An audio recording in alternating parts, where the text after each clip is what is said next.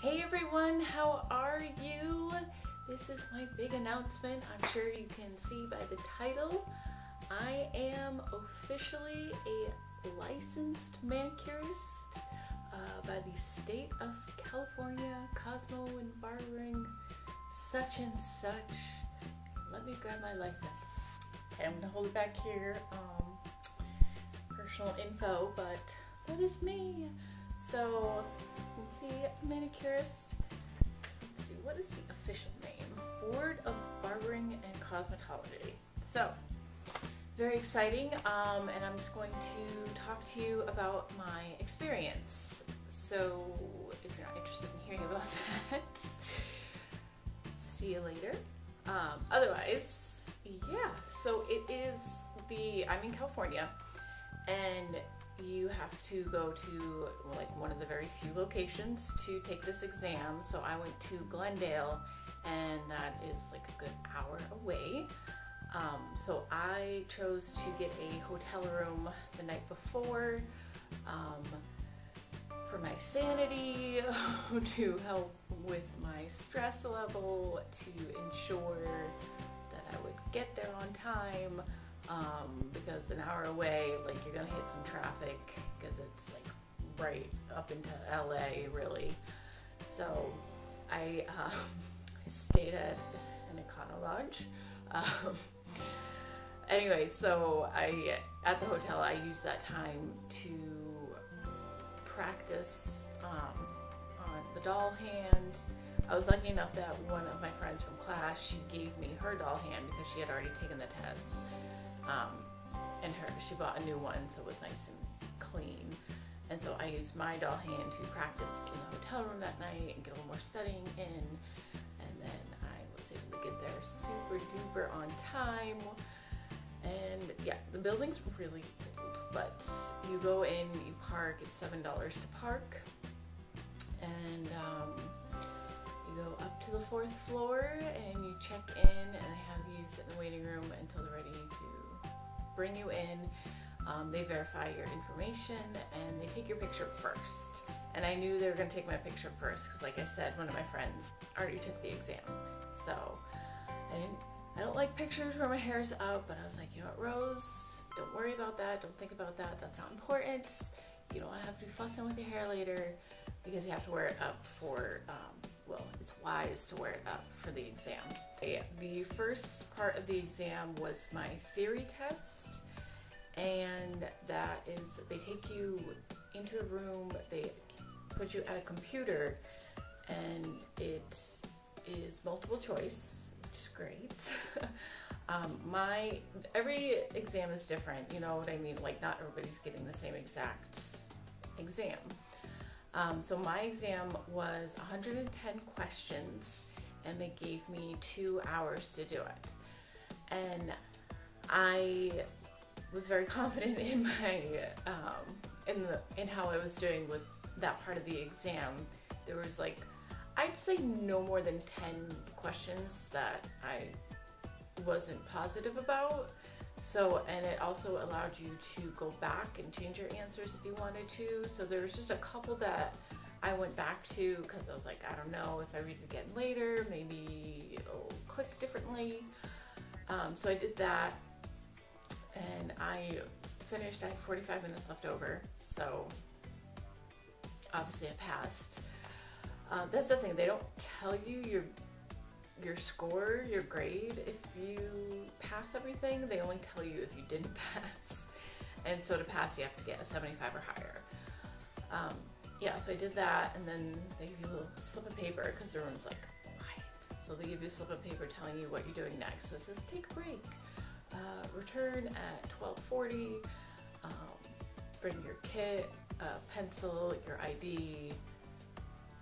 Yeah, that about covers it. You can bring water, but nothing else. So I went to my car because I didn't want to go anywhere because I had like a good over an hour in between the two, but I wasn't gonna go anywhere. Went to my car, I had some Pringles, my water, and I just reviewed my steps because the next part of the exam is the practical part, where you bring your kit with your supplies, you practice on the doll hand, or you do the exam on a doll hand. So they used to do it on live models, but now for manicuring, it's a doll hand. So, but yeah, I just went over all the steps in my head for the first part is a manicure, and they give you 20 minutes to do the manicure, and that consists of you cut the nails, you file the nails, and your nails are pretty much, you should have them already prepped for the manicure, so you're pretending to clip, you're just very lightly filing each nail. Then you put your hand in the finger bowl and you take it out, you dry it, you put your cuticle cream on it, you push the cuticle and the eponychium, then you put it back in the bowl, you take it out, you brush off the water and any remaining cuticle cream, and you dry it, and you pretend to cut the cuticles. Again, it's a fake doll hand, it doesn't actually have cuticles. And then you oil it, you put cuticle oil on, and then you demonstrate the massage. So each exam room had 8 candidates, we'll call them. I think that's the word they used. So, and then one examiner. So the person who's like giving you the instructions, telling you how much time you have left and whatnot. And so I think it was, well, no, I wasn't the last person to finish every time, but pretty much, because the other people, they're trained like that, you know, whereas I'm just like, I'm gonna do this right, I'm not gonna skip any steps. Because even with the manicure, when I saw one girl stand up, I was like, there's no way she did the massage. Like, obviously I'm not watching everybody, but you can kind of, you know, in your peripheral, kind of see what's going on. And when I saw her stand up, when she stood up, I was just like putting the oil on, and then I saw her do a massage, and you're not supposed to rush the massage. So I'm like, there's no way. She had to have forgotten. But doesn't matter. I have no idea if that person passed or not. In my group of people, there's one woman, I should say, that there's no way she passed. I felt really bad for her, because all I could think was, who told you you were ready to take this exam? Yeah, so anyway, after the manicure, then you have 2 minutes to set up to do a nail tip. Before you even start the manicure, they give you 10 minutes to set up your basic supplies and the stuff for the manicure. And that includes like disinfecting your table, wiping it down, getting like your towels laid out, getting your supplies. So anyway, so next 2 minutes to clean up your manicure supplies and get out your nail tip supplies. And now nail tips, like we barely ever did nail tips at school. It's just not common, at least where I am. People don't request them. It's a rarity. So pretty much the only nail tips I've ever done have been on my doll hands. And usually there's something that goes wrong. Like I'll glue the tip down, but I didn't realize it slid, and so it's in the completely wrong spot. And this nail glue is super strong. Or I'll get glue like all over my fingers, I'll glue the tip to my finger. Like there's always something. And so when I did this time, I was like, why aren't there more things going wrong? There's usually something going wrong. What am I not seeing that I need to fix? What is it? So yeah, it really wasn't that bad. It wasn't like a perfect tip or anything. There's still like, you could still feel like where the tip ended and where, you know, the natural nail was, but it was still good enough. You know what I mean? Like I knew this isn't perfect, but I know it's still good enough. Because I give you 20 minutes to do that as well.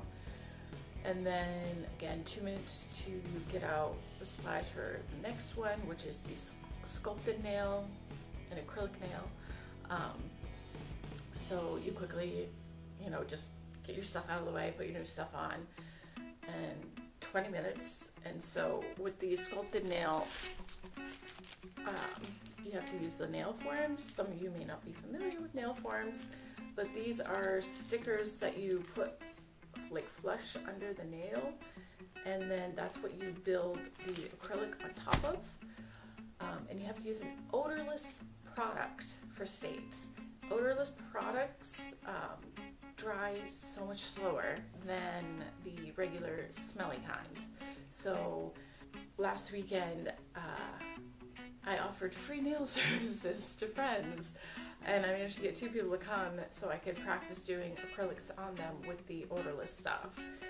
I was like, if you come, like, it's free, tips welcome.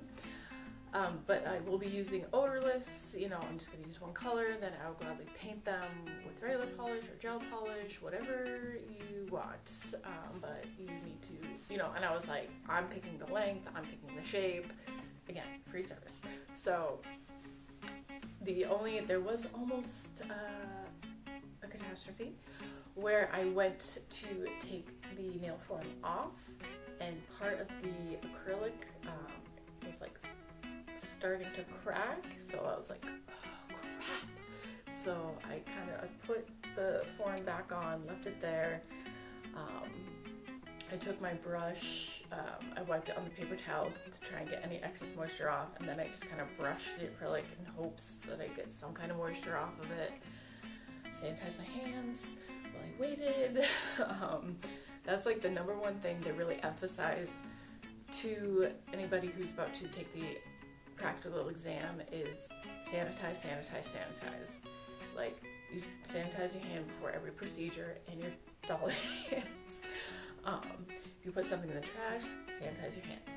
Like, if you have to wait, you know what I mean, like for something to dry, or, you know, when you put your hand in the finger bowl, sanitize your hands. Like, so I did that, I sanitized my hands, and then I very carefully, again, took the form off, and we were okay. I very gently filed the sides, shaped it a little bit. Then I started shaping at the top here, and then worked my way down, hoping that would give it enough time to dry.